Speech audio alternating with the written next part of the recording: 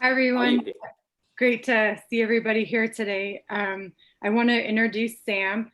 So Sam received a BA in biology from Carleton College and is currently a PhD candidate in the Division of Biology at Kansas State University, where they are studying local adaptation in wild grasses.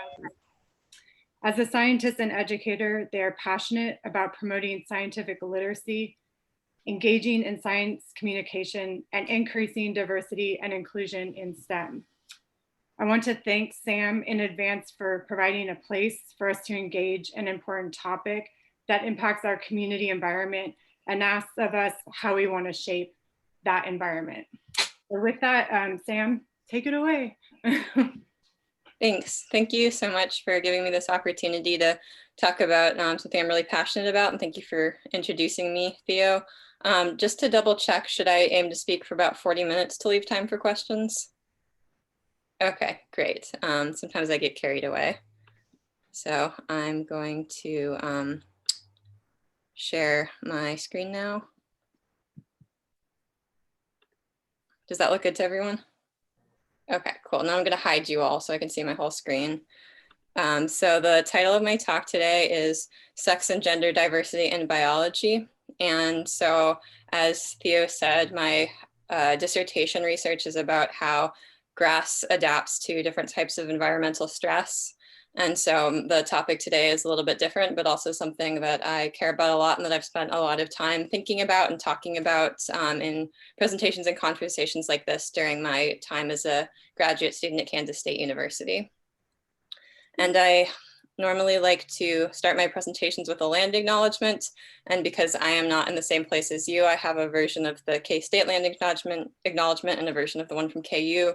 So I won't read the whole thing, but I'd like to acknowledge that K-State was the first land grant institution established under the 1862 Morrill Act. And we want to acknowledge that the state of Kansas is historically home to many Native nations, including the Ka, Osage, and Pawnee, among others. And Kansas is the current home to 4 federally recognized Native nations: the Prairie Band Potawatomi, the Kickapoo Tribe of Kansas, the Iowa Tribe of Kansas and Nebraska, and the Saxon Fox Nation of Missouri and Kansas and Nebraska. And for the University of Kansas, we'd like to acknowledge that it resides on ancestral territory of several tribal nations, including the Ka, Osage, and Shawnee peoples. Specifically, the university occupies land ceded in 1825 with the Ka Treaty and a later treaty with the Shawnee enforced in 1854. And to tie this into the topic of my presentation today, a lot of the aspects of sex and gender diversity that I'll discuss have to do with things that when European colonists arrived in the United States, they really pathologized the sex and gender diversity they saw accepted and celebrated in a lot of Native American tribes and used this as an excuse to perpetuate violence against them, which in some cases still continues today. So an overview of the topics I'll cover, I'm going to start out talking about JEDI, and I'm excited to tell you what that is. And then sort of a brief explanation of why I'm doing this, why I think it's important. And then I'll talk about how I think classification relates to these issues, and then specifically get into some discussion about biological sex in general, human sex in particular, human gender, and then some takeaways of things that you can do to help address these issues in your life. And so the first thing I'm going to talk about is this idea of diversity and inclusion. Sometimes it's called diversity, equity, and inclusion. I think diversity and inclusion is the most common way to describe it. And the funnest way I heard it described was as JEDI, which is an acronym for Justice, Equity, Diversity, and Inclusion. And I heard this from Tashiana Osborne, who is one of the keynote speakers at ESA this past summer. And I think this is really important because if we're just shooting for diversity, but not thinking about the experience that demographically diverse groups of people might have in certain environments, then that's not really improving anything if we're not fighting for everyone to be able to access justice, equity, and inclusion in their work and school environment. And thinking about how do these things fit into the work we're doing, I don't know as much about what happens at KU in terms of what the Office of Diversity and Equity does. At K-State, we have a Department of Diversity and Multicultural Student Affairs, but in both cases, it's a specific office, it's a specific department that handles these issues. And sometimes it can feel like, well, over here, we're doing science, and we like that over there, they're doing this diversity, equity, and inclusion work. but these can be separate parts of the university. But I would argue that if we think about what does it mean to study ecology and evolutionary biology looks at questions of diversity and why we have the diversity we have in terms of life on Earth.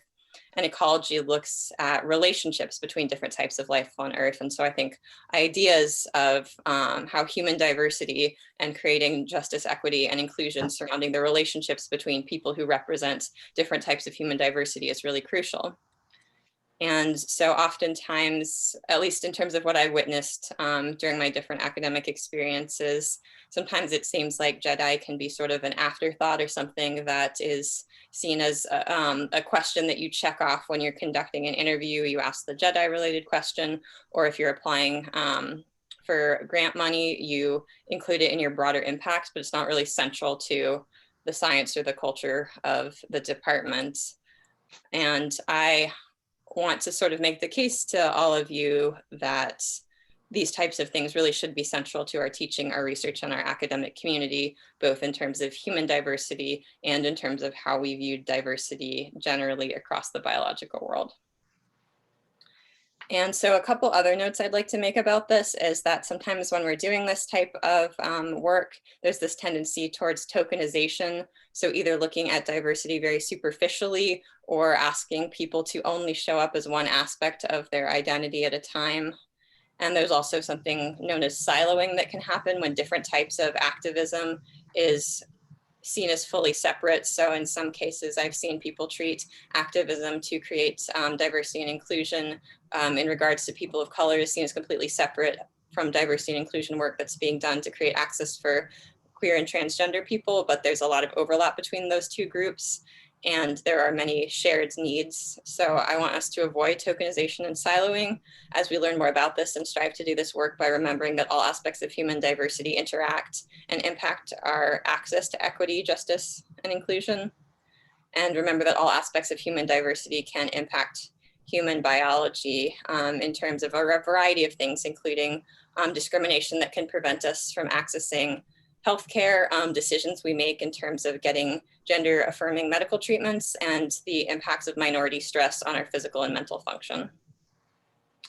And given this, I think that any advocacy and policy shifts in ways that this informs our science must consider multiple types of human diversity. And I also want to note that even though today I'm focusing on sex, sexuality, and gender diversity, I do so with an awareness that these aspects of human diversity and biological diversity don't exist in a vacuum. And so this is a quote that I like to share when I talk about why I do this kind of work. And so Sarah Ahmed is a feminist scholar who writes, "We learn about worlds when they do not accommodate us. Not being accommodated can be pedagogy. We generate ideas through the struggles we have to be in the world. We come to question worlds when we are in question."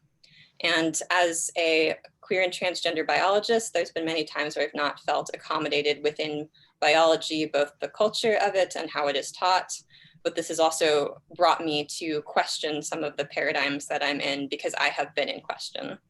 And one place where I have felt in question and then started questioning the world that I was in was in the teaching position that I had for my first 4 years as a grad student, where I taught organismic biology lab, which is a broad survey course where we talk about many aspects of biological diversity.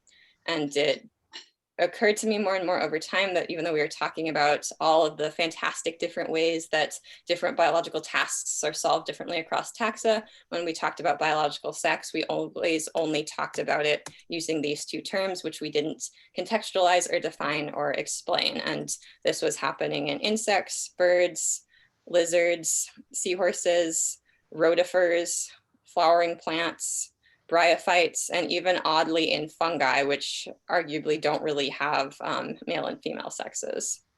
And I've also noticed in different classes that I've taught or even taken that the way that we talk about human sex is kind of oversimplified. So oftentimes we just get diagrams like this, which show human sex as binary, chromosomal, and fixed from conception.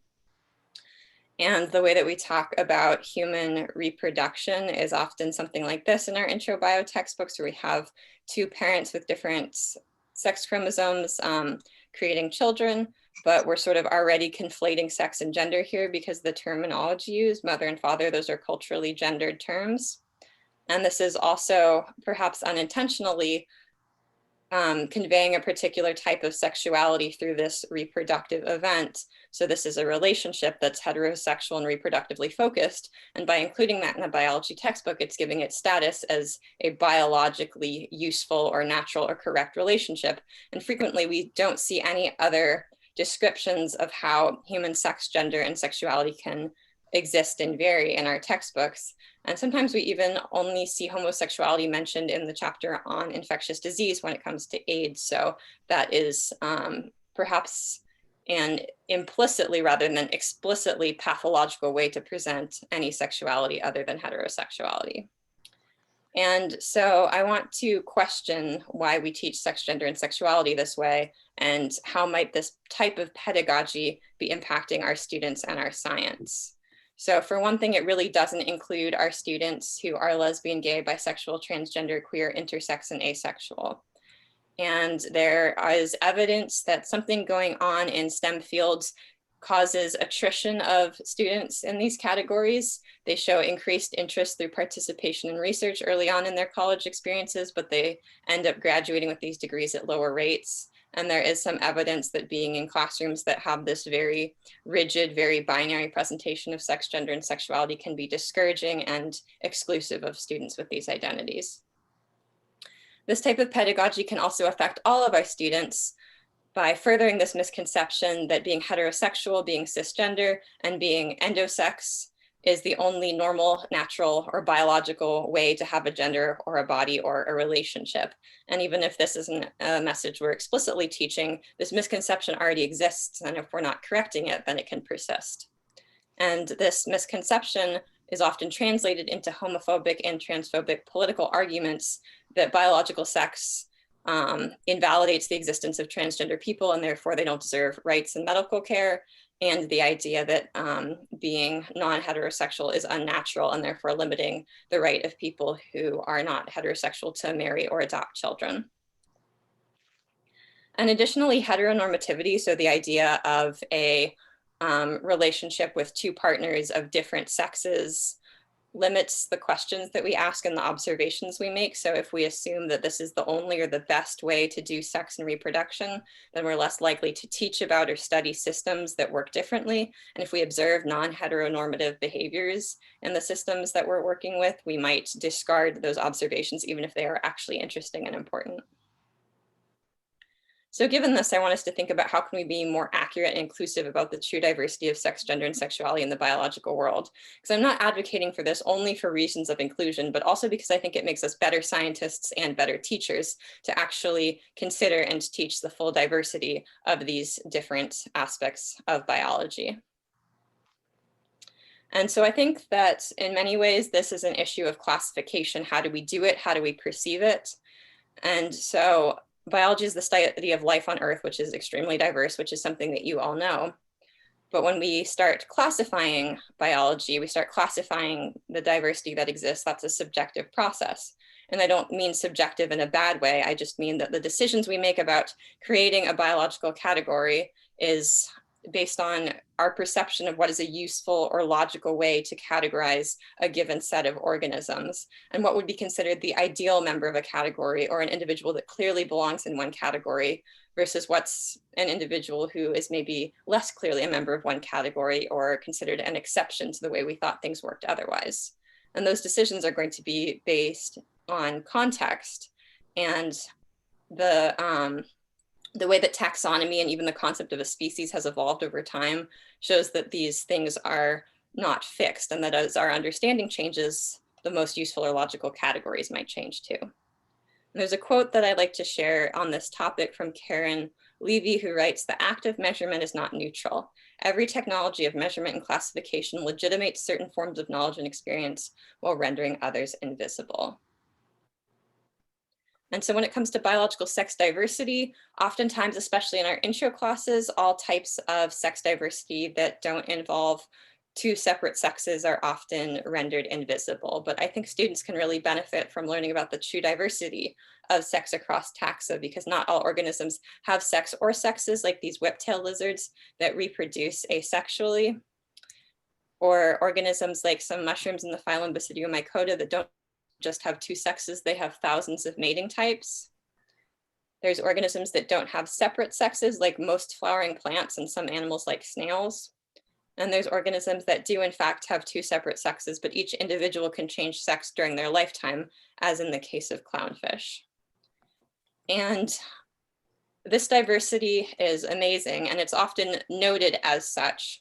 But when it comes to species that do have two separate sexes, as in the case of many animals and some plants, that usually isn't defined. And I think it is helpful to explain to students the assumption that's usually made there, but also to complicate that assumption. So frequently biological sex in plants and animals is defined based on gamete production. So does an individual produce ova or sperm? And in the case of monoece, we know that the same individual can do both. And usually when male and female are used in the literature with no explanation, it's based on the assumption of dioecious organisms, where one individual produces sperm and one produces ova. And I think that if you're doing research on a system like that, it doesn't hurt to clarify what each sex means in your system when you present your research. But to help students understand what's going on, I think it's good for them to know that often that won't be explained, but this is the assumption. But in terms of dioece, we need to do sex determination, and helping students understand that there's different ways to do that. It's not just based on chromosomal systems in every single species, that we also can have temperature dependent sex determination. So based on egg incubation temperature, we can also have really fascinating systems of social sex determination. And an example I like to give for this is the common slipper limpet. So if a larva falls down to the ocean floor, it will become a female. And once there's a female, other larvae will be attracted to the pheromones of the female and will differentiate into males, which is really not how we conventionally think of sex determination, but is how it works in some species, and which is really fascinating. And when it comes to human biological sex, I think it's even more important to be specific and nuanced about what we're talking about, because there's a lot of misunderstandings about how human biological sex works and whether or not it's the same thing as gender. So I think being very specific about what human sex is and is not is helpful. So rather than talking about human sex in terms of discrete categories, I like to talk about it as characteristics. So defining sex as being a collection of variable traits related directly or indirectly to sexual reproduction. And in humans, we have primary sex characteristics. So not only our chromosomes, but also different sex hormones and how the ratio of sex hormones during prenatal development can affect the brain, and these internal and external body structures present at birth. And even though primary sex has all of these different components, in a lot of countries, if a baby's born in a hospital, something like this will happen, and they will be described as being part of a certain sex category based primarily on the appearance of external genitals. And humans also have secondary sex characteristics, including facial and body hair, body size, shape and fat distribution, and vocal range. And all of these sex characteristics, primary and secondary, vary along a spectrum and come in more than two flavors. And that's where the concept of intersex comes in. And the definition I like to use for this is from the intersex activist Pigeon Pagonis, who writes, people with bodies that define a common understanding of sex as simple male and female binary are intersex. And intersex traits might be visible at birth, become apparent at puberty, or never be apparent at all. And it's not clear what percentage of the population is intersex, both because some people don't figure out that they are, because there's disagreement about which biological variation should be considered intersex, and because there's so much secrecy around it. But it's at least 2% of the population, potentially much higher, which is at least as many people worldwide as those who naturally have red hair. And so some common misconceptions about biological sex are that everybody has XX or XY chromosomes, but it's important to teach students that that's not the case, that genes on non-sex chromosomes also influence sex differentiation, and that sex hormone ratios come in way more than two types. And this is where some of the ambiguity about what counts as intersex and what doesn't comes in, because there's lots of ways that people have atypical or not typically male or female hormone ratios. And in some cases, conditions that fall under that category are considered intersex, and in other cases, they're not. And it's not always clear why. And something that I think is very important and not talked about a lot is that external genitals vary in configuration.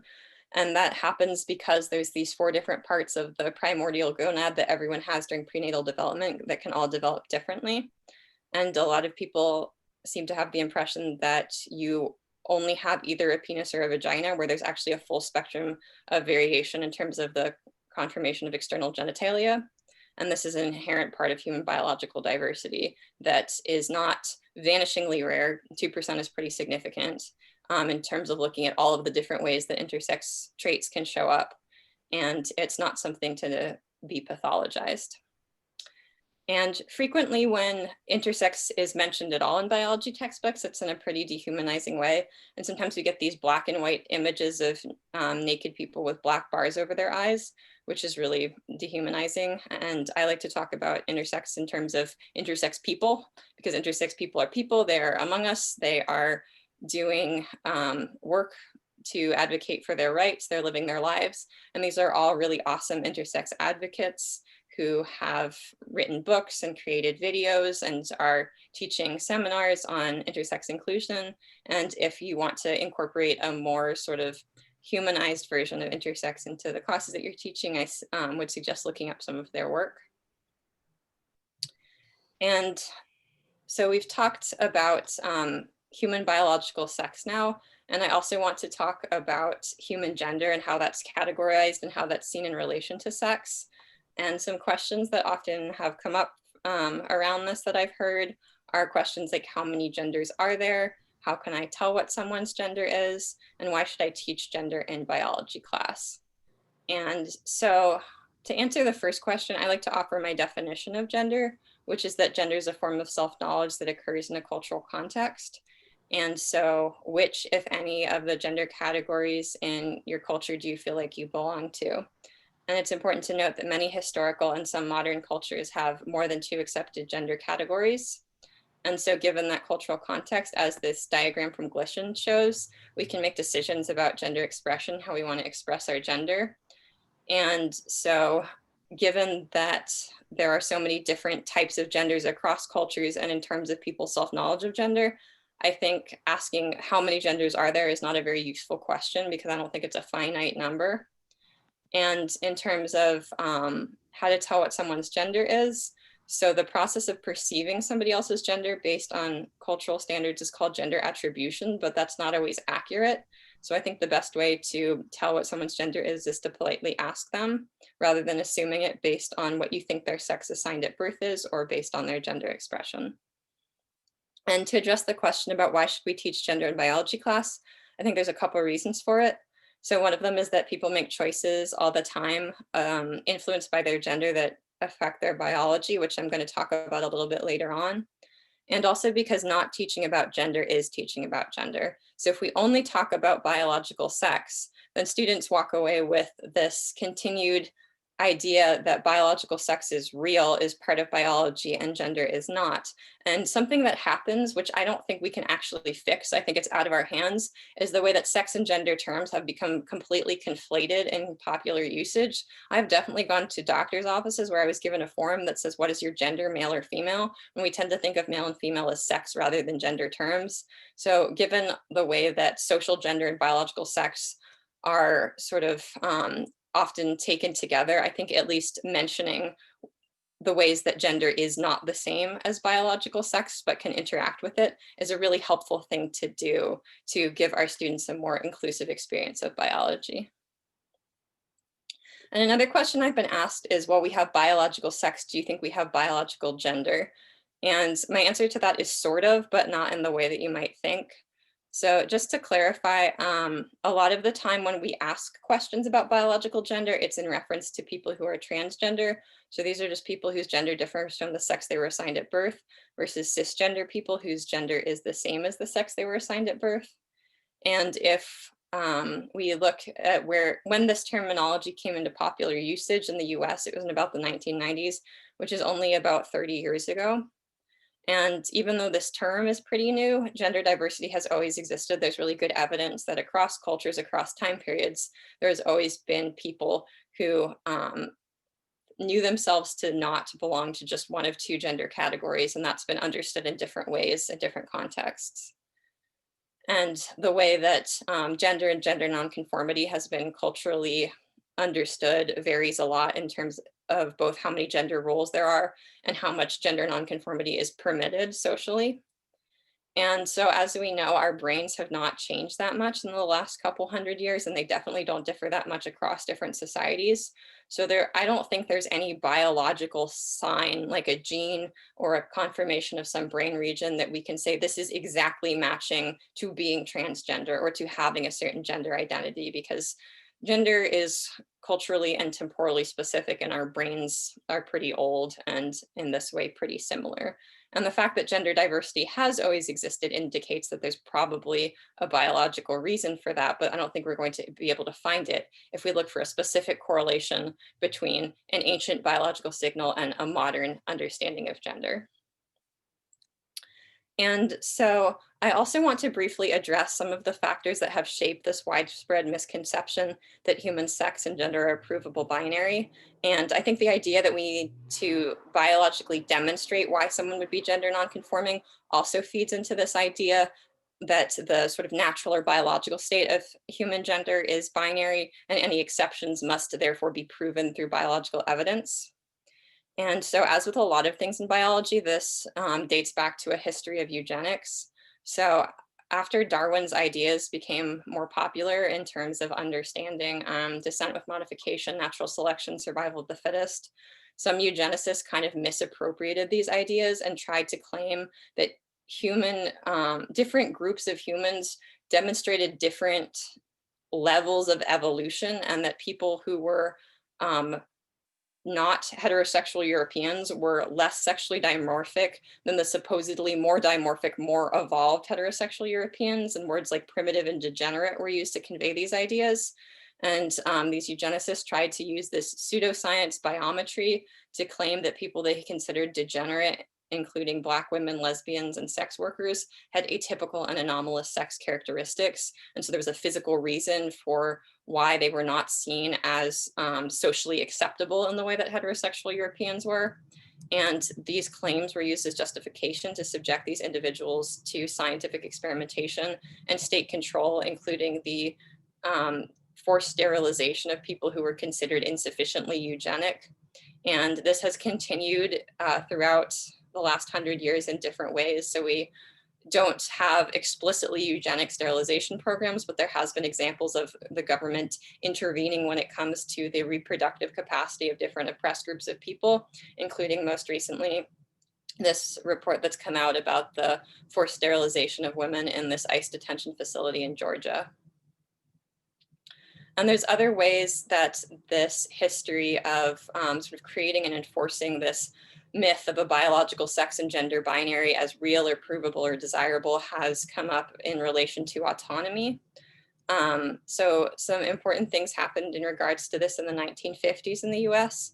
So the top picture shows Dr. John Money, who developed this paradigm of doing these surgeries on intersex infants to make their bodies look less intersex, and then subject these children to aggressive gender socialization, so as well as not telling them about what had been done to their bodies. And the goal of this was to make them sort of have a more positive social experience without feeling different. But what it actually did was just suppressed the knowledge of these people about the truth of their bodies and prevented them from being able to speak to their experiences because they were told they were the only one like this. And it really wasn't until again the 1990s where people started speaking out about what had happened to them and the modern intersex movement really started. And interestingly, at the same time that Dr. John Money was developing this paradigm of intervening non-consensually in the biological sex characteristics of intersex children, consenting transgender adults were being denied access to the same hormones and surgery. So the person in the lower picture is Christine Jorgensen, who is a very famous trans woman who came out and medically transitioned in the 1950s. And the publicity around her story made a lot of trans adults in the US aware that you could medically transition. And so they started trying to get access to that. And at the time, there were very restrictive rules about who could access these types of procedures. And interestingly, this idea of mandatory heterosexuality influenced both of these phenomena. So the idea that you had to do these surgeries on intersex children and then make sure that they behaved as they were, as was considered typical for their gender, was partially justified by the idea that if you didn't do this, the children might become homosexual. And there was also a lot of pressure on trans individuals who wanted to medically transition that they not be homosexual and they not be gender conforming after they transitioned. And a lot of things have shifted since then, but a lot of these same misunderstandings of biological sex are still used to deny trans and intersex people access to bodily autonomy, consensual medical care, and legal rights. And so this brings us to the question of how do sex and gender interact? Because we've already seen how the construction of sex and gender binaries kind of happen simultaneously, and the way that they're enforced often happens simultaneously as well.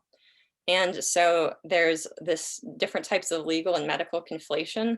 So the top diagram is from a Berkeley Law Journal showing that how if you're trying to prove that a hate crime occurred based on sex, gender, or sexual orientation, they really all sort of work together in terms of your ability to prove that this happened or didn't happen.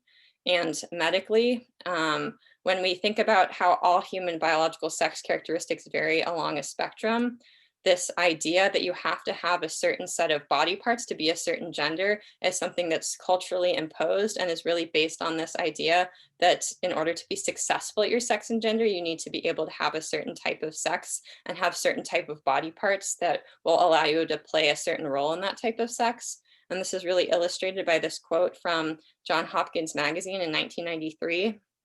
So it reads, "In truth, the choice of gender still often comes down to what the external genitals look like. Doctors who work with children with ambiguous genitalia sometimes put it this way: you can make a hole, but you can't build a pole. Surgeons can decrease the size of a phallus and create a vagina, but constructing a penis that will grow as the child grows is another matter." And so you see they're talking about doing this surgical intervention on somebody's biological sex characteristics, but they're justifying it based on gender. And this diagram in the lower right-hand corner, the phallometer, also shows the criteria used when performing these unnecessary intersex surgeries, that in order to be considered a sufficient male slash potential man, you need to have a phalloclitoris over a certain length.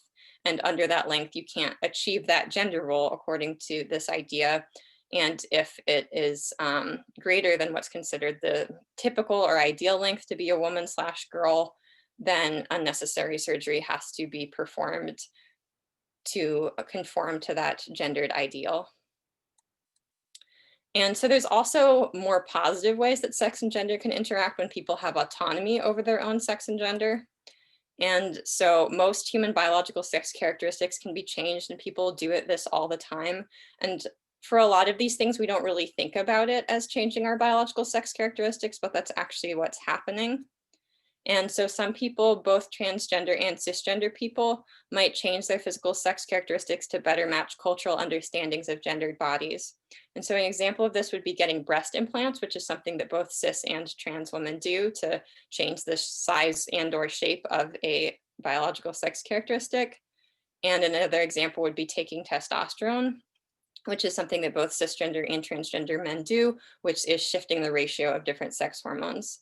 Something that's even more widespread is people who take hormonal birth control, which is affecting the ratios and the fluctuations of different sex hormones. And we don't really think of these things as changing biological sex characteristics. And it's not bad that they are, but that is what's happening. And it seems like we have this idea in the cultural imagination that biological sex characteristics are inherently tied to certain genders, cannot be changed, and are sacred, but there's so many examples that show why that's actually not true. And something else that some trans people especially have advocated for is the idea that their bodies are inherently their genders, because there's not certain body parts that you need to have to be a certain gender. Then in the case of a transgender woman, if she has a penis, then she can understand her penis to be biologically female. And there's no reason other than cultural norms that that wouldn't be true. And this quote and this picture are from the actor India Moore. And so the last big concept I want to touch on is, again, this idea that sex and gender and sexuality are some aspects of human diversity, but they don't exist in a vacuum. They interact with and are influenced by the culture that we're in, and also other aspects of our identities. And the social and environmental factors that we interact with can influence our physical and mental health, including how we experience our sex, gender, and sexuality, and if we are perceived as our experienced gender, and if we can access gender affirming care. And I've given this presentation before sometimes and then gotten kind of dismissive comments saying, oh, well, this isn't science, you're just talking about gender theory. And I would like to argue that this is very relevant to the human biological experience and human biological sex for various reasons, because if we are unable to get access to gender affirming healthcare because of discrimination, then we might not be able to do some of the things I listed in the previous slide. If you can't take certain hormones, then your hormone levels are different. If you're not allowed to get certain surgeries, you might have or not have a different body part, which is absolutely biological. And if we think about things that aren't necessarily specifically about sex and gender, but have to do with other aspects of identity, if we look at what's happening in terms of who is disproportionately likely to die from COVID-19 in the United States, Black and Indigenous people are disproportionately likely to die, not because their racial or ethnic background gives them a different predisposition to the disease or severe cases, but because of histories of racism and discrimination and disenfranchisement, which have meant that they often have jobs which make them more likely to be exposed to the virus. They are more likely to experience insufficient medical treatment because of lack of access, and they might be more likely to have pre-existing conditions due to histories of medical racism. So arguing that these questions don't have to do with biology, I think is really ignoring very crucial things about all the different ways that human biology manifests itself and is constantly interacting with the social environment that we live in. And so most of what I've talked about include ways to shift our understanding and our teaching and our approach to science to make them more inclusive of people who are lesbian, gay, bisexual, transgender, queer, intersex, asexual, or otherwise part of this community. And there's a couple other more general tips I have for creating environments, especially in STEM, that are more inclusive, that I'll just quickly go through now to leave time for questions. So some things that you can do is to continue educating yourself on preferred language for people who hold these identities, to become familiar with the challenges that these students face and what resources are available to them on campus, to allow students to be experts on their own identities and experiences, and to not allow debates or derogatory comments to be made about these individuals in your classroom. And if a student discloses some aspect of their queer, trans, or intersex identity to you, don't assume that it's okay for you to share with other people. I have a couple more suggestions on the next slide. So if you consider yourself an ally to this community, advocate for your students and faculty who are queer, trans, or intersex, even when they're not present. If you're involved in hiring and admissions decisions, don't make heteronormative assumptions. I read one article that quoted a gay biologist who was asked multiple times during an interview about his wife, which put him in the awkward position of having to continuously lie or disclose his sexuality. And if you have the ability to participate in diversity initiatives, make sure that there is inclusion of people with LGBTQIA+ identities in those initiatives, and make sure work is being done to meet their needs as well. And advocating for anti-discrimination policies that include sex, gender, and sexuality, and inclusive facilities like gender-neutral bathrooms where you work. And if you're teaching, creating a classroom where students feel like you want to recognize their identity and affirm their identity. So making sure that you know what name they want to be called and what pronouns they want you to use for them. And if you can do this before the first day of class, it's really helpful because there's not like an awkward confusion happening then. And then finally, if you have the ability to write a syllabus, if you have the ability to write department policy, make sure to explicitly clarify your position on inclusion and accessibility. Even if the university already has one, make sure your students and the people you work with know that this is something that you've personally considered as well. And a simple thing that you can do is introducing yourself with your pronouns to help normalize that and to get away from a culture of assuming that you can tell what gendered pronouns someone goes by just by looking at them. These are some references I've used in putting together this presentation. And with that, I'd like to thank you so much for listening and letting me give this seminar today, and invite you to connect with me through email or follow me on Twitter. And I think I have time for questions and comments. And I also want to mention that I'm almost done with my dissertation. I'm looking for a postdoc or teaching position if you know of anyone who is hiring. So I'll leave this screen up for a little while longer if you want to write down my email so you can email me later. And then I will stop screen sharing so we can see each other if anyone has questions or comments.